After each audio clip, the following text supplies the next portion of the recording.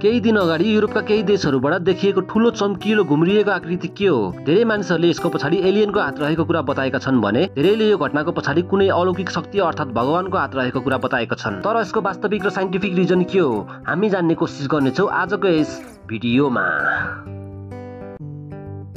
केही दिन अगाडि युरोपको केही देशहरूबाट बादल जस्तो र घुम्रिएको चम्किलो आकृति केही मिनटसम्म देखिएको थियो र एकछिनपछि बिस्तारै त्यो आकृति बिलाएको थियो। यो दृश्य देखिनुभन्दा केही घण्टा अगाडि अमेरिकामा स्पेस एक्सले एउटा रकेट प्रक्षेपण गरेको थियो र त्यो चम्किलो आकृति सायद अन्तरिक्षमा रकेटले फ्याँकेको इन्धनका कारण बनेको हुन सक्छ।